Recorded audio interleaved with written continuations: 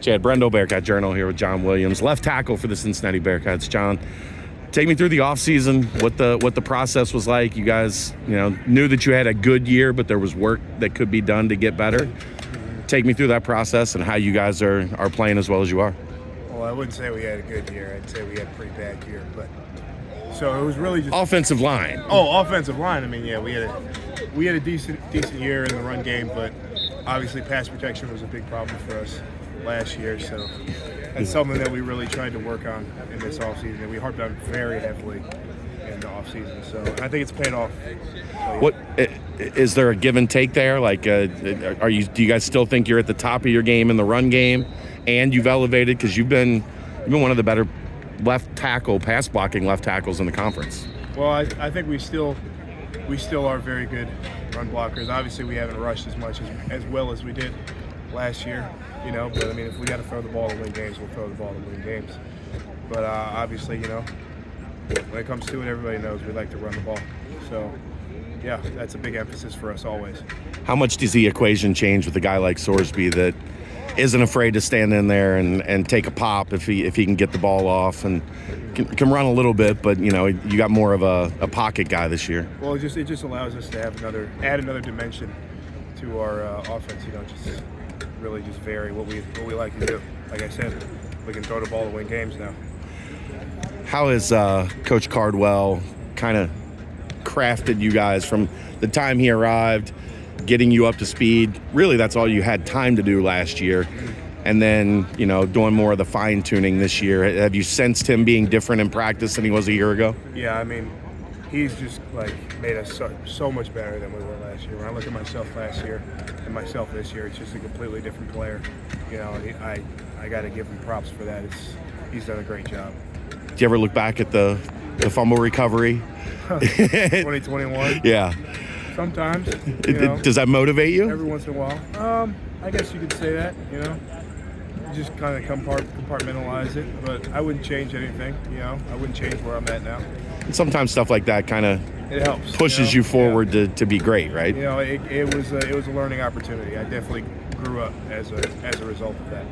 Can you sense some of that? I mean, you're obviously not quite at the level that the 2021 team was at, but can you sense some of that mojo coming back, some of that confidence that everybody's looking around going, hey, we can win this game? Absolutely, especially with these last two wins, it's been very big. Versus UCF and Arizona State, it's just like we can feel the momentum building. We feel good. We're confident as a team, which are all things that we just didn't have last year, As a leader, how did you guys handle the Pitt loss? Because that was, I felt, a turning point where it could either you go back down that bad road, right, or you kind of lace up the boots and find a way to work through it.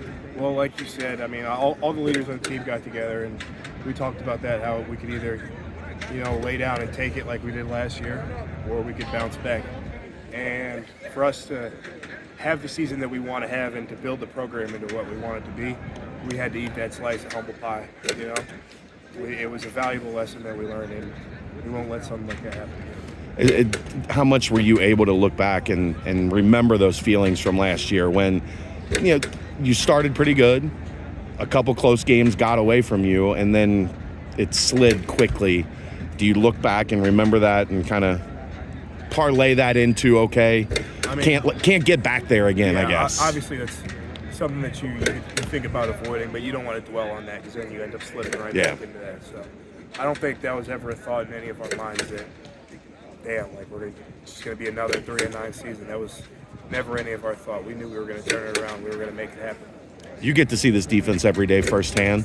Can you sense them getting better, getting more comfortable with the new scheme, getting comfortable with what they're doing? Absolutely. We got a lot of veteran guys out there. We also got a lot of really good young guys that are just fitting into their roles very well, fitting into their niche in what they're doing, and it's obviously working out very well for us. DT's been dinged up. Buford's been there next to you. You got Tengestal next to you a little bit yesterday. Yeah. Is that kind of that veteran leadership thing that you look at, like, okay, got to get this guy next to me up to speed, even though DT and Buford are good, but gotta keep that line moving?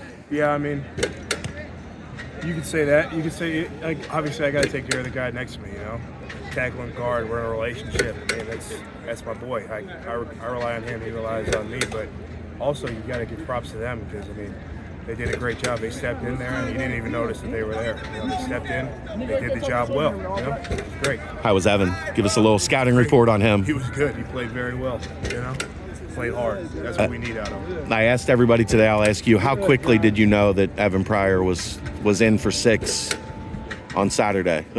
Immediately. As soon as he put his foot in the ground. They didn't catch it on the camera, but I pointed up in the sky. I knew he was going. All right. Appreciate it, John. Thanks, man. Good stuff.